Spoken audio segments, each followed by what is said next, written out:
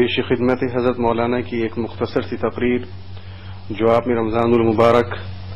سن 1993 عیسوی کو دیہات کی ایک چھوٹی سی مسجد میں ختم قرآن کے بعد چند لوگوں کے سامنے فرمائی تھی۔ میرے بھائیوں، میرے ہمسایوں، ہم وطنوں، دینی بھائیوں، اسلامی عزیزوں اور بھائیوں، میں سب سے پہلے تو آپ کو مبارکباد دیتا ہوں کہ اللہ تبارک تعالیٰ نے آپ کی زندگی میں برکت عطا فرمائی اور آپ کو اس کا موقع دیا کہ آپ اللہ کا کلام قرآن شریف جو اللہ تعالیٰ نے اپنے آخری پیغمبر، اپنے سب سے محبوب پیغمبر سید المرسلین خاتم النبیین محمد الرسول اللہ صلی اللہ علیہ وسلم پر اتارا، اور اللہ تبارک تعالیٰ نے اس کو بھی بہت بڑی نعمت سمجھا اور نعمت قرار دیا، اور سارا قرآن مجید بھرا ہوا ہے اس کی تعریف سے کہ یہ اللہ تعالیٰ کی بہت بڑی نعمت ہے جو اللہ نے اتاری ہے، انسانوں کے لیے نعمت ہے، اور پھر امت محمدیہ کے لیے سب سے بڑی نعمت ہے۔ اس کے پھر دوبارہ سننے کا آپ کو موقع دیا، آپ کی قسمت پہ رکھا۔ دیکھیے، اگر کوئی کسی کی بات توجہ سے سن لے، ہماری بات آپ سن رہے ہیں اتنی دیر کے لیے، تو ہم اس میں فخر محسوس کرتے ہیں، اور ہمیں شرافت ہے اگر، تو ہم اس کا شکریہ بھی ادا کرتے ہیں کہ آپ ہماری بات خاموشی کے ساتھ توجہ سن رہے ہیں۔ پھر خیال کیجئے کہ اللہ کا کلام آپ نے اتنے دنوں تک سنا اور خاموش ہو کر سنا، نیت باندھ کر کے سنا، ادب و تعظیم کے ساتھ کھڑے ہو کر سنا، تو اللہ تعالیٰ اس کا کیسا انعام دے گا آپ کو، اور اس پر وہ کیسا اجر و ثواب عطا فرمائے گا، خوش ہوگا۔ تو پہلی مبارکباد تو یہ ہے کہ اللہ نے آپ کو پھر ایک نیا رمضان نصیب کیا، اور اس کی بھی توفیق دی کہ آپ اللہ کا کلام پھر دوبارہ پورا سن لیں۔ کوئی بات ہو سکتی تھی، اللہ تعالیٰ محفوظ رکھے، دنیا میں سب کچھ ہوتا ہے، کوئی بات ایسی ہو سکتی تھی کہ اس کی نوبت نہ آتی، اللہ محفوظ رکھے، کہ اللہ تعالیٰ نے آپ کو صحت و تندرستی کے ساتھ رکھا، اب اس سے بڑھ کر یہ کہ توفیق دی۔ توفیق ہی بڑی چیز ہے، سب کچھ مل جائے لیکن توفیق نہ ہو تو آسان سے آسان بات بھی نصیب نہیں ہوتی۔ کتنے لوگ ہیں، یہیں اسی روحانی پور میں لوگ ہوں گے، اللہ ان کو معاف کرے اور توفیق دے آئندہ، اور شہر میں ہمارے کتنے ہوں گے کہ اچھے خاصے تندرست سب کام کرتے ہیں، بازار جاتے ہیں، کئی گھنٹے بیٹھتے ہیں، لیکن قرآن مجید سننے کی توفیق نہیں ہوتی، تراویح میں کھڑے ہونے کی توفیق نہیں ہوتی۔ تو پہلی بات تو یہ ہے کہ اللہ نے آپ کو اس وقت تک صحت کے ساتھ، تندرستی اور زندگی کے ساتھ رکھا کہ آپ نے اللہ کا کلام سنا۔ اس سے اونچی چیز کوئی دنیا میں ہو ہی نہیں سکتی، نہ ہوئی ہے نہ قیامت تک ہو سکتی ہے۔ تو ایک ایک حرف، ایک نقطہ اس کا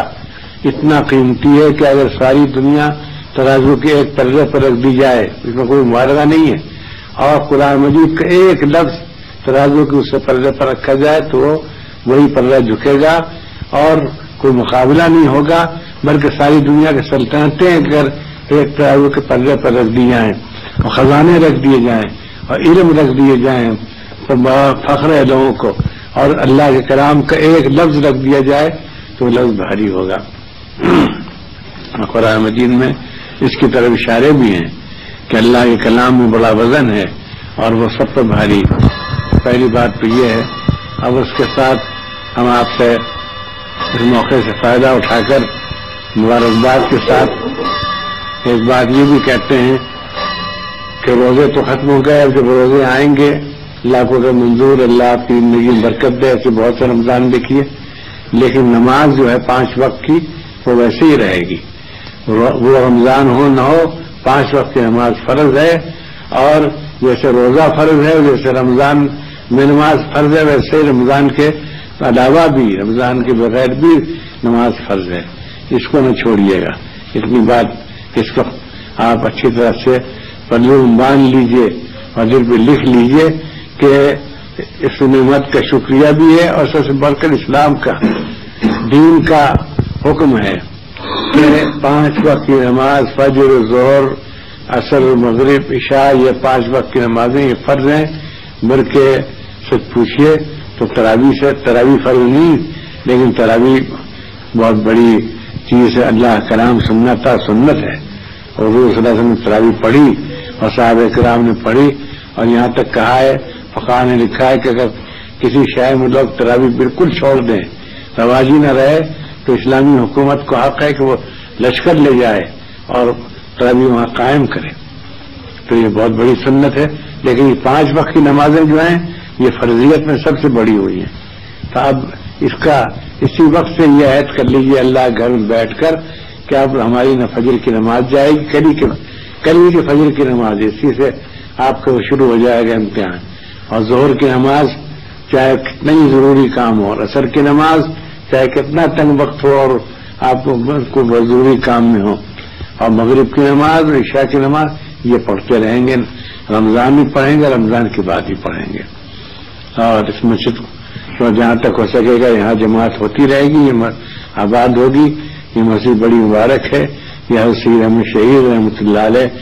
کے ہدایت اور حکم پر بنی ہے، اور اس کے کاغذات ہم نے دیکھے ہیں. اب تو معلوم نہیں کس کے پاس حضرت محمد خان صاحب تھے یہاں، انہوں نے ہمیں کاغذات دیے تھے. یہ مسجد کے مزدوروں کو جو مزدوری دی گئی ہے اس میں لکھا تھا، حیرت ہوتی تھی کہ یہ مزدوری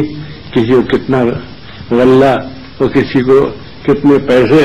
یہ اس وقت کی مزدوری تھی. پورا حساب تھا کہ یہ مزدوری روزہ دی جاتی رہی. تو یہ مسجد ان کی ہدایت پر کہ بستی ہے یہ، اور ہم لوگ بھی اس بستی کے بہت شکر گزار ہیں کہ ہمارا تکیہ جو ہے وہ یہیں کے پٹھانوں کی جائیداد تھی، ان کی زمین تھی. انہوں نے اجازت دی، بسایا، کہ کہا کہ یہاں یہ ہم آپ کو دیتے ہیں اور آپ رہیں. تو ہم تو گویا کہنا چاہیے آپ لوگوں کے احسان مند ہیں، آپ کے بڑوں کے، یہاں کے جو وقت تھے. اور یہاں بڑے شریف گھرانے بھی رہتے تھے پٹھانوں کے، اور انہوں نے بڑی وہ شرافت کا اور